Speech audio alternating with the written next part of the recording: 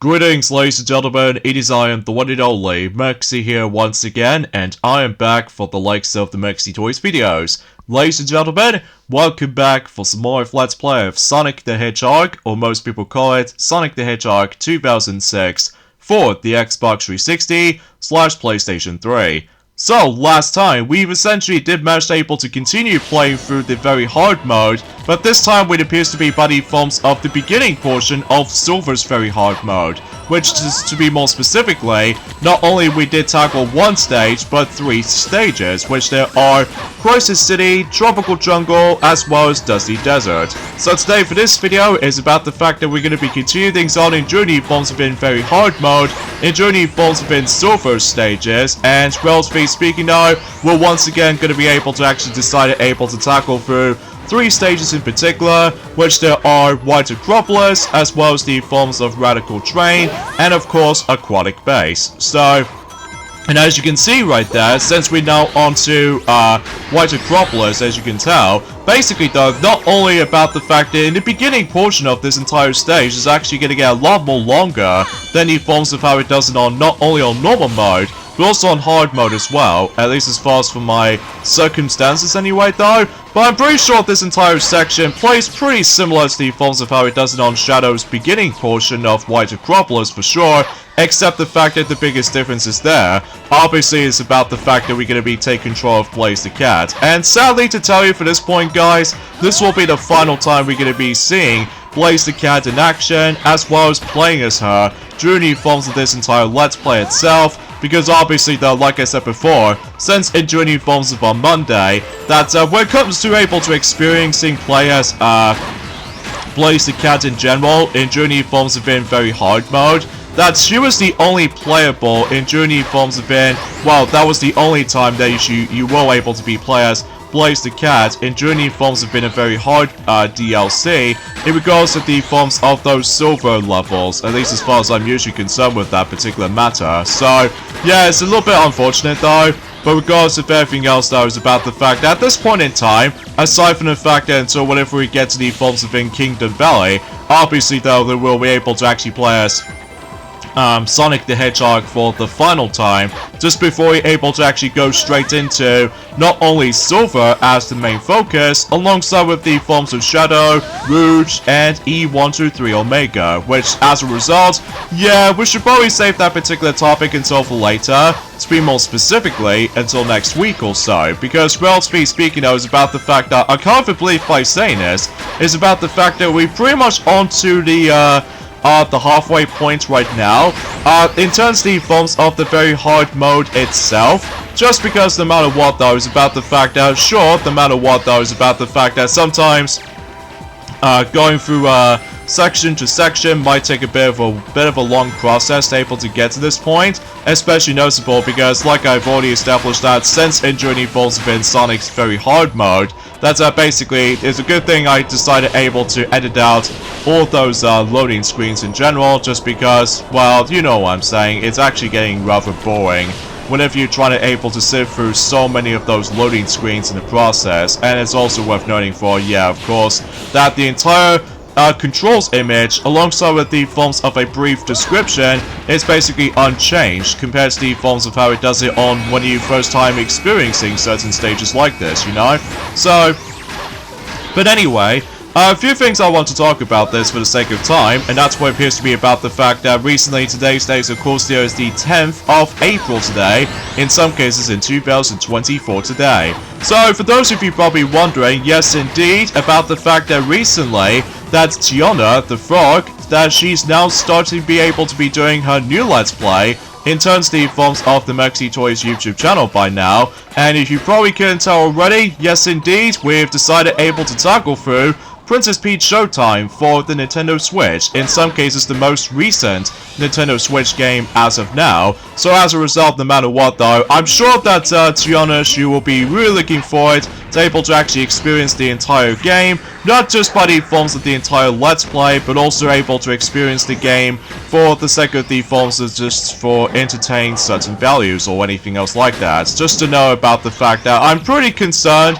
about the fact that much like Yoshi's Crafted World or anything else like that, expecting to believe about the fact that the entire game itself is going to be ridiculously easy. Well, some exceptions in particular. Well, thankfully though, about the fact that unlike in, well, let's just say, Yoshi's Crafted World, that basically it has filled to the brim with a lot of lengthy tedium involved. To be more specifically, when it comes to able to try to find those ridiculous amounts of those souvenirs, whilst again, we should probably be able to let Tiana explain more details about the forms of Princess Peach Showtime until she obviously decides to able to go back onto the game during at some point on Thursday in particular. So yeah, that begs the question for it. So even though originally though we were supposed to be able to try to do the next Kirby Let's Play during the forms of this entire career of the Maxi Toys department, and as a result, next up it will be Kirby Star Allies. But unfortunately though, that particular playthrough is going to be delayed during at some point in the next couple of weeks' time. To be more specifically though, because we just want to get these other Let's Plays finished and done and over with first. Because obviously, if we decided able to do, you know, multiple games at once, that'll make things a lot more disorientating mess. So because of that though, relatively speaking, I was about the fact that good news folks is about the fact that we've almost done with Sonic the Hedgehog 2006 before we move on to the next batch of Sonic Let's Plays that needs to be doing. Especially noticeable because relatively speaking though, it's about the fact that recently I've decided able to go back onto Super Smash Bros. Brawl on my own time, just in case, not only for the sake of the forms of trying to complete certain objectives, but it's also about the fact that I can easily try to able to get away with the forms of that specific challenges I do need to complete. Like for instance with this 400 combo thing you have to deal with in training mode.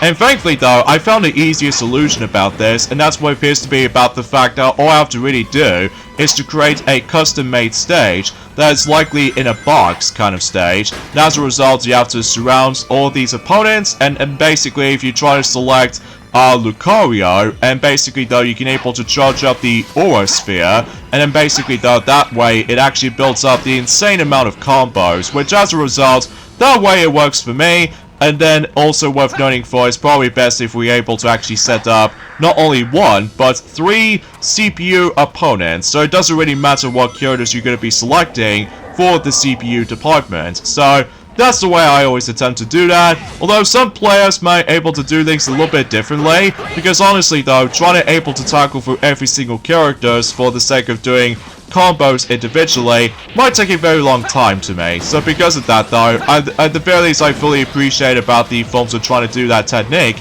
by myself, obviously. So, but anywho, so something's worth noting for as well, and that's what appears to be about the fact that, well, good news folks, is about the fact that recently I finally managed able to pre-order Paper Mario The Thousand Year Door for the Nintendo Switch remake, and I am super excited for it. Not only I can able to experience this legendary masterpiece of the game again, but it's also I can able to play the game on the go now, rather than just basically play the game stuck indoors all day. And as a result, I am super looking forward to able to see what's new behind all this when it comes to the forms of this entire, well, remake of the forms of Paper Mario The Thousand Year Door itself on the Switch version. Although I'm sure no matter what though, we'll find out more details about that and during the later weeks to come. So either way though, that's what I can really say about that right now. But of course, after we somehow managed able to receive Paper Mario The Thousand Year Door on Switch, obviously though, the next 2 pre-orders I'm about to be aiming for, to be more specifically when it gets to May, obviously I will be able to actually pre-order not only Super Monkey Ball Banana Rumble, so that way we can able to actually catch up with the forms of the majority of the Super Monkey Ball Let's Plays that we've almost finishing up. And on top of all that stuff though, with Luigi's Mansion 2 HD as well, because obviously we can now able to finally do the entire Luigi's Mansion trilogy of games. So, like, we've already on about that ever since Journey Forms have been last June. Journey Forms have been, well, some time ago in 2023, which is pretty, amazing kind of thing about it, which that's probably the reason why, about the fact that since that we can no longer able to actually experience online play on the original 3DS version of Luigi's Mansion 2, for the sake of the forms of the Scarescraper mode, or Thrill Tower for those of you who lived in the European countries. So no matter what though, is about the fact that I can totally appreciate they managed able to actually come across into an idea to able to actually bring back Scare again, but this time on Luigi's Mansion 2 HD. So as a result, that thankfully we're not going to miss out for the sake of capturing some more ghosts and all that stuff. So anyway, and another thing is worth noting for, and that's what appears to be about the fact that, well, recently, for what I've noticed, is about the fact that, well, there was actually the, yet another DLC that's already been happened for the likes of the forms of Cryptic of the Necrodancer. So as a result, no matter what though, this entire DLC for that game now actually features Hatsune Miku. So yeah, that's actually pretty interesting when it comes to the forms of that specific collaboration as far as I'm aware. So yeah, generally speaking, I was about the fact that I'm pretty sure that she's available right now for the likes of in PC for only like $1.99. And as far as you're able to actually get onto the upper platforms eventually, ranging from PlayStation 4 as well as Nintendo Switch later down the road. So yeah, it's definitely possible that it's definitely going to be coming for that particular DLC and all that stuff. So anyway, and also let's talk about the forms of that huge memories I somehow managed to get able to actually just fondly remembered. And that's what it appears to be, like I mentioned this before. It's been 10 years ago since when that particular Super Smash Bros. Direct was actually takes place, sometime in during the forms of the 8th of April in 2014. Like, I do remember back in the day about the fact that I was really hyped about the forms of some new features have been added. To be more specifically, with the forms of differences between versions, alongside with the forms of the technical tidbits, and also with the forms of showing us the forms of some of these stage exclusives for the sake of the forms of not only the 3DS game, but also with the Wii U game as well. And also, I do remember back in the day as well, they somehow introduced into ourselves Global Smash Power, which is basically it's like an online scoring system, at least as far as I'm aware. So, which later brought back in journey forms of in Super Smash Bros. Ultimate. So, at the very least, we still have that on Smash Ultimate at the very least. And also, I do remember back in the day as well about the fact that they've shown us the forms of some new features have been added, like for instance with this mysterious special moves, which eventually later on became custom-made or custom special moves. And on top of that, with the forms of Smash Run was actually introduced in the Smash Bros. For the 3DS specifically. And then meanwhile, about the fact that not only I do remember back then, not only does it able to be revealed not only a new fighter, but also the returning fighter, technically speaking, since in Super Smash Bros. Brawl, which appears to be Charizard, despite the fact that back then, that Pokemon Trainer was not playable during that specific period in Super Smash Bros. For the 3DS, alongside with the Wii U as well. So relatively speaking, though, is that Charizard is definitely an awesome pick back then. So, relatively speaking though, despite the fact that both Squirtle and Ivysaur doesn't seem to able to become playable in both Super Smash Bros. For the 3DS, alongside with Super Smash Bros. For the Wii U as well. And also, I do remember back in the day as well, they do somehow revealed Greninja as a new Pokemon fighter, which I think is actually pretty cool though, despite the fact that I haven't exactly played that much of Greninja. Just because no matter what though, my mains for the sake of the forms of specific Smash Bros. Games in particular, obviously with Melee as well as Smash 64, I obviously attempt to choose Luigi a lot. And as far as Super Smash Bros. Brawl is concerned, I always attempt to select Sonic the most, just because I was pretty hyped about the forms of, you know, Sonic become a playable character in a Super Smash Bros. Game, and as far as I'm aware, with the forms of Super Smash Bros. For the 3DS and Wii U, it's actually a pretty difficult choice for me though, mainly because there are so many characters I can able to actually pick from, and same applies with the forms of Super Smash Bros. Ultimate as well. Although personally speaking though, I always attempt to use Banjo and Kazooie for the sake of the forms of the majority of the Spirit Board battles. And on top of all that stuff though, when it comes to like experiencing Smash mode in general, that I always attempt able to pick not only Sonic for its enjoyable playable factor, alongside with the forms of Sora as well. So generally speaking, there are a lot of possibilities we can able to actually expect to believe who the mains are for the sake of the forms of what is your absolute favorite playable character you can able to play as, for the sake of the forms of this entirety of the Super Smash Bros. Game series, as far as I'm usually concerned. So, but even then, that's as far as I can really think about it though, and also, I thought it was a little bit odd about the fact that while looking back in Journey forms of that particular earlier footage, for certain stages in particular, like for instance about the fact that there was this particular stage which appears to be by the forms of Lahu Island from the sake of the forms of Wii Sports Resort, if I was assuming so anyway, that for whatever reason, whenever I look back on that specific footage, that it seems pretty weird to able to see not only Diddy Kong, but same applies with Lucario as well in Journey forms of Pharaoh Sphere stage, and as a result, they somehow basically reused the actual images for both Diddy Kong and Lucario based off from Super Smash Bros. Brawl image, which as a result, that was back in the day, that is, because obviously there are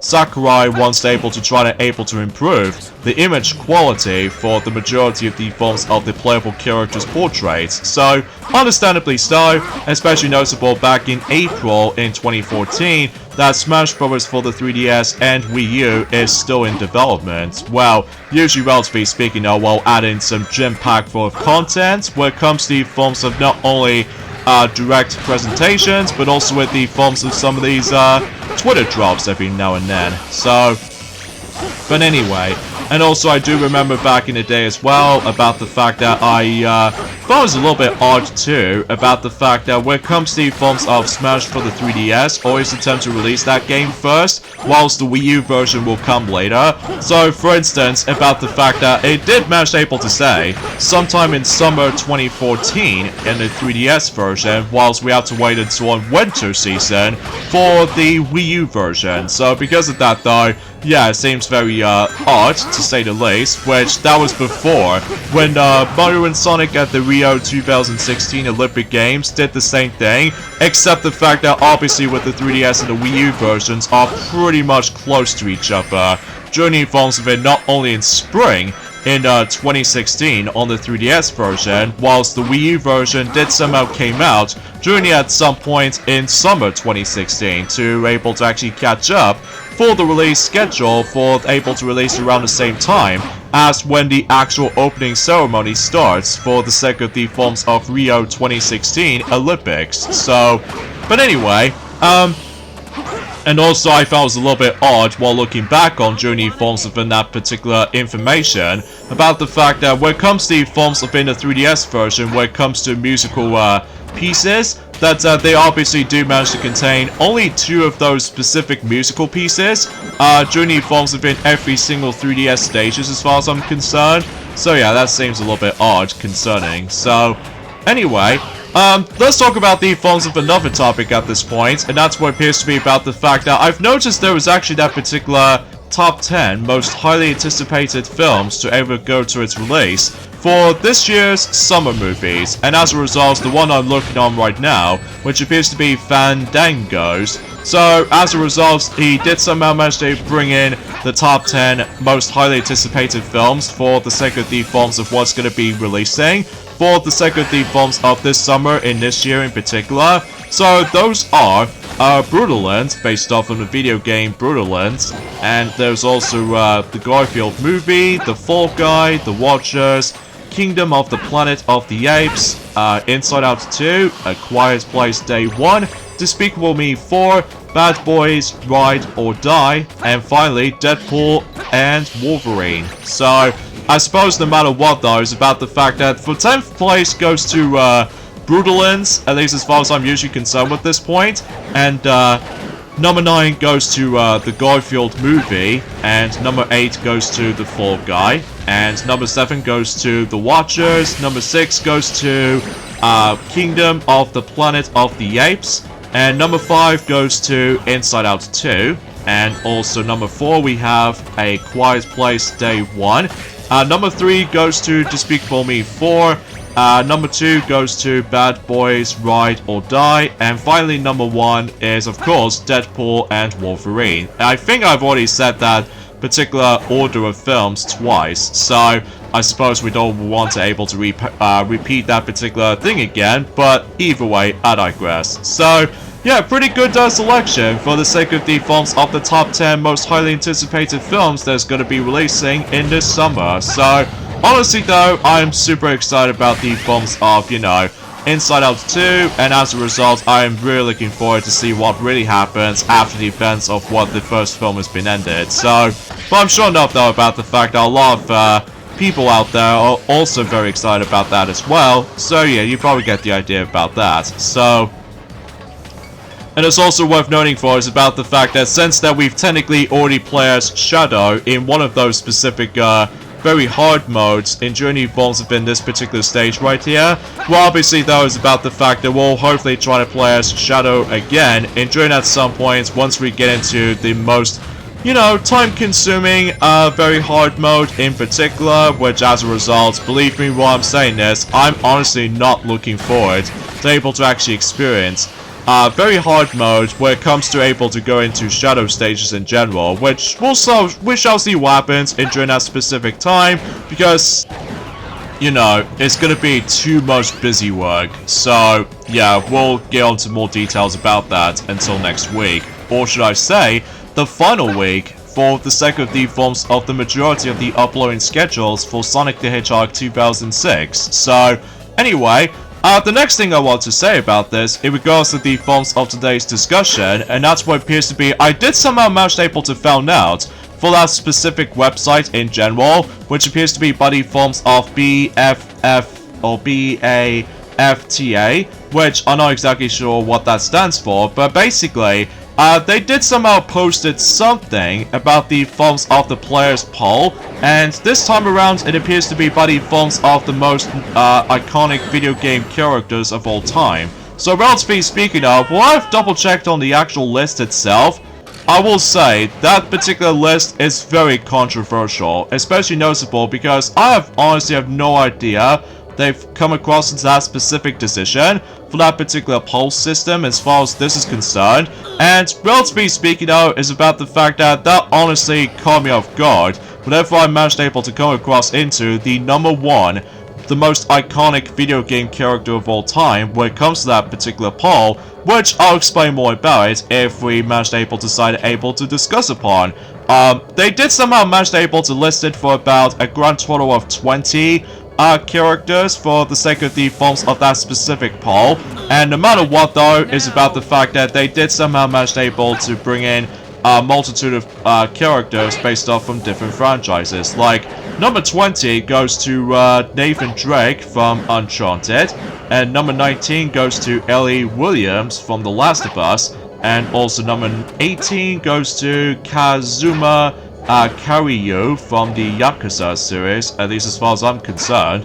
And number 17 goes to Astrom from the likes of Baldur's Gate 3. And number 16 goes to Cloud Strife from Final Fantasy VII, the most iconic character for the Final Fantasy community, as well as the films of Kingdom Hearts fans alike. And number 15 goes to Crash Bandicoot from obviously Crash Bandicoot series. Number 14 goes to Solid Snake from Metal Gear Solid. Number 13 goes to Steve from Minecraft. And number 12, for some reason they somehow choose Pikachu from Pokemon. And number 11 goes to Arthur Morgan from Red Dead Redemption 2. Number 10, for some reason, gives another character that has been on the list, and that's what appears to be Shadowheart also from Baldur's Gate 3. And yeah, that seems a little bit interesting, to say the least. Number 9 goes to Kratos from God of War, and number 8 goes to Master Chief from Halo. Number 7 goes to Link from The Legend of Zelda, and number 6 goes to Pac-Man from the Pac-Man series of games. And also number 5 goes to Sackboy from Little Big Planet. Number 4 goes to Sonic the Hedgehog from the Sonic games itself. You know, the actual Sonic game I'm currently playing through right now, despite the fact that we are playing as a different character, of course. So that's besides the point. And Number 3 goes to Agent 47 from Hitman. Okay, that's interesting. And number 2 is really caught me off guard.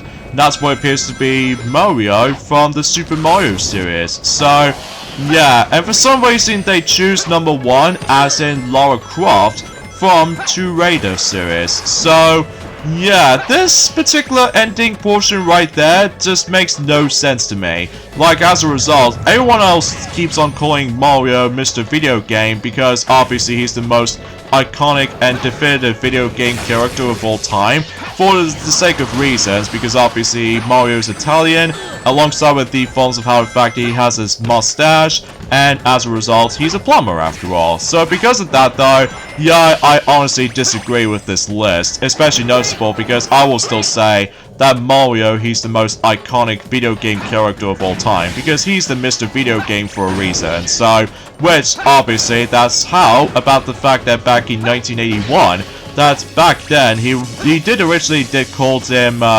Jumpman, but then later on in Mario Bros, or specifically Super Mario Bros. During that time, that Mario's name was actually on there. So, even though it's a bit tricky to explain, because I already know for a fact that it's been quite some time since I actually looked upon certain history bios or anything else like that. So, and apparently though, a lot of people are pretty ticked off about the forms of that specific poll system, because no matter what though, that someone actually addressed about this, especially noticeable because, well, honestly, I've got nothing else to say. So, anyway, I suppose the next thing I want to discuss, and that's what appears to be about the fact that yes indeed, it's been 14 years ago since this particular series called Scooby-Doo Mystery Incorporated TV series has been taking place, despite the fact I've never watched any of those specific episodes of that specific show. Well, I have to be brutally honest here, I'm not exactly a pure lover for the sake of the forms of Scooby-Doo franchise. The only time I do like Scooby-Doo sometimes is with the forms of that particular masterpiece of a film, which appears to be Scooby-Doo on Zombie Island, which as a result, that particular direct-to-DVD video or anything else like that is probably the most iconic film in the world back in 1998, as well as the forms of any other Scooby-Doo movies alike. But that's besides the point. Well, honestly speaking though, I'm more into the forms of Tom and Jerry stuff, which as a result, despite the fact that it does have some questionable flaws for the sake of the forms of the most recent times recently, to be more specifically with the forms of, well, the actual animation for certain other films like, let's say, Tom and Jerry and the Willy Wonka and the Chocolate Factory. My god, that film is atrocious. And on top of all that stuff though, it actually creates the most weirdest facial expressions I've ever seen in during forms of the actual Tom and Jerry movie cartoon. And on top of all that stuff though, is about the fact that it's almost like a retelling of the forms of specifically the 1971 version of Willy Wonka and the Chocolate Factory, except they obviously include Tom and Jerry on screen, and yeah, that's what I can really think about it. So, and I suppose the final thing I want to mention about is that yes, apparently though, also in 2026, we're about to be able to be receiving yet another Star Wars movie, and this time what appears to be inspired by The Mandalorian. So as a result, the film is going to be in questioning is going to be called The Mandalorian and Guru, or Kuruga, I think is what it says anyway. So it's about to be releasing at some point on the 22nd of May in June forms of in 2026, in just about a year after the new Mario movie is going to be on its way. Journey forms have been also in 2026. So, yeah, honestly, folks, I'm honestly going to be excited for the new Mario movie, as long as about the fact that it's going to be either a sequel or a new type of movie or anything else like that. We shall see, though. So with that being said, folks, that pretty much does it for Aquatic Base in Silver's very hard mode, and we should probably end things up here. So join me next time for more of Let's Play of Sonic the Hedgehog 2006, is that we're going on to Kingdom Valley and Flame Core on very hard mode. So I'll see you guys until on Friday. Later, fellas.